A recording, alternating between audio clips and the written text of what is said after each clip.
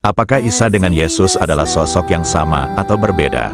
Ada yang mengatakan bahwa Isa bukanlah Yesus dan Yesus bukanlah Isa, hanya karena dilatar belakangi dari pemahaman sejarah yang kurang, sehingga menimbulkan berbagai versi dari kisah Yesus Kristus atau Isa Al-Masih. Soalan Yesus dan Isa ini memang perlu diluruskan agar orang-orang lebih paham cara berargumen yang benar dan saling menghormati. Jika Yesus dan Isa adalah sosok yang berbeda, mengapa memiliki kisah yang sama dalam hal dilahirkan? Sama-sama lahir dari seorang perawan, sama-sama memiliki kisah bahwa pada hari penghakiman terakhir akan datang lagi. Yesus lahir di kandang domba, Isa lahir di bawah pohon kurma. Hal seperti ini tidak perlu dipersoalkan. Mungkin yang membuat kisah bahwa Isa lahir di bawah pohon kurma tidak pernah mengetahui bahwa ada seorang anak yang lahir di kandang domba.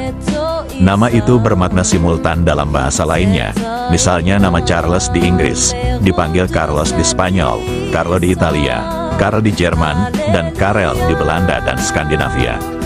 Teman saya ada yang namanya Lukman oleh temannya yang orang Jepang dipanggil Lukuman.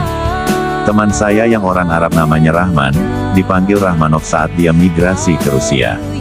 Perdana Menteri Turki, Recep Tayyip Erdogan, juga dia di Arab nama depannya akan dipanggil Rojab Thayyip Erdogan, ideologisnya Erdogan, Necmettin Ebarkan, akan dipanggil Najmuddin Abarkan kalau di Arab, jadi, cara pengucapan bisa beda, tapi rujukannya sama. Untuk meluruskan Isa dan Yesus ini seyogyanya adalah pemahaman bahwa Isa yang disebut dalam Quran adalah sosok yang sama dengan Yesus yang disebut di dalam Perjanjian Baru. Ini penting untuk ditekankan, agar mereka yang suka memperolok-olok nama Yesus sadar siapa yang sedang mereka olok-olok. Begitupun juga sebaliknya yang suka memperolok-olok nama Isa, siapa yang sedang mereka olok-olok.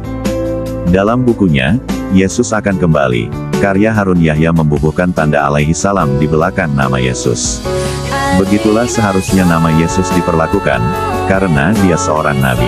Seorang muslim diajarkan untuk menghormati para nabi alaihi salam dengan cara yang santun dan bermartabat. Jika Isa dan Yesus adalah sosok yang berbeda, mengapa sama-sama memiliki gelar Al-Masih? Al-Masih dalam bahasa Arab yang berarti Kristus, Yeshua Al-Masih atau Isa Al-Masih. Dalam bahasa Ibrani Yeshua HaMashiach, bahasa Indonesia Yesus Kristus, bahasa Aramaik Yesu Mesiho. Mari kita lihat prequel soal ini dari prakelahiran Yesus. Menurut taksiran para sejarawan, Yesus dilahirkan pada sekitar tahun 5 sebelum Masehi. Kala itu di tempat kelahiran beliau, yaitu di Bethlehem, bangsa beliau yaitu Yahudi sedang hidup dalam penjajahan Imperium Roma.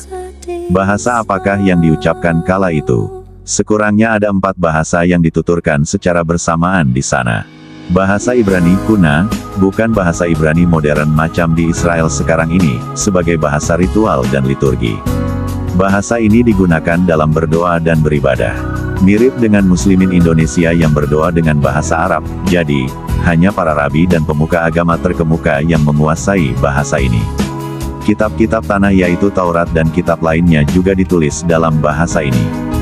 Bahasa Aram, dengan bahasa inilah Yesus kemudian mendakwahi kaumnya, berbicara kepada ibunya, Maria atau Maryam, dan mengobrol dengan para tetangganya.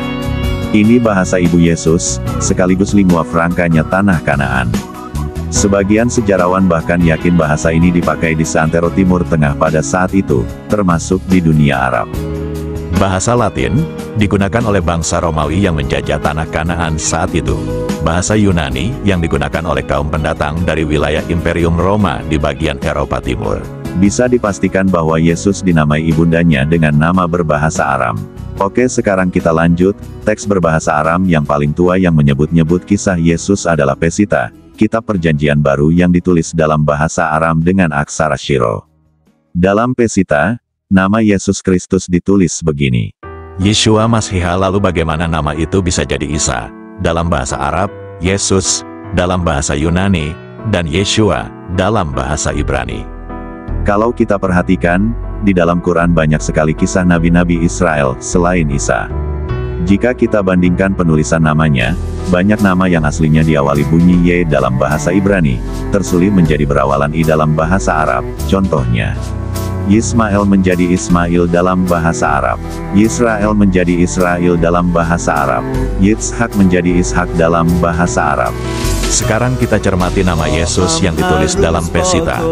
Yeshua Mashiha. Yeshua dalam bahasa Aram adalah padanan nama untuk Yesua dalam bahasa Ibrani. Secara sederhana, dapat dijelaskan bahwa bahasa Aram, Ibrani, dan Arab sebenarnya berasal dari rumpun yang sama, yakni bahasa Semitik.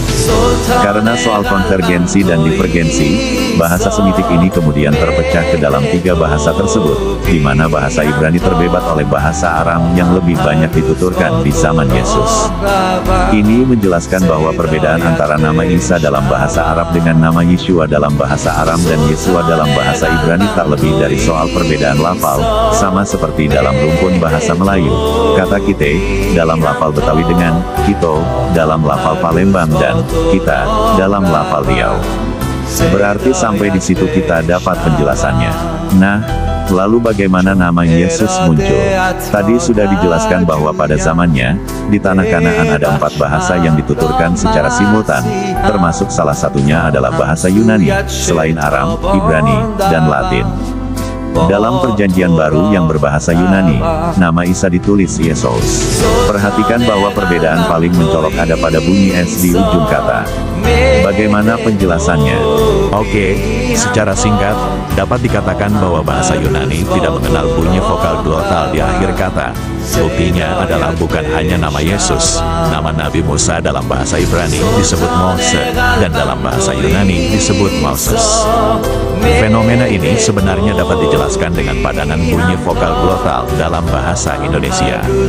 Terakhir, sebagai catatan, di negara-negara berbahasa Arab, nama Yesus dalam Perjanjian Baru berbahasa Arab tetap ditulis dalam bentuk Arab, yakni Isa, bukan bentuk bahasa yang lain. Kemudian, ternyata, dalam Perjanjian Baru yang berbahasa Melayu kuno zaman dulu, nama Isa Al-Masih ditulis sebagai terjemahan dari kata Yunani Yesus Kristus.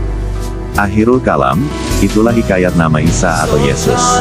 Sampai di sini, saya sungguh sangat benar-benar berharap agar saudara-saudara sesama muslim jangan pernah menghina atau memperolok nama dan figur Yesus Kristus. Begitupun juga sebaliknya bagi umat Kristen sudah tidak perlu lagi mempersoalkan Isa itu bukan Yesus, atau Yesus itu bukan Isa.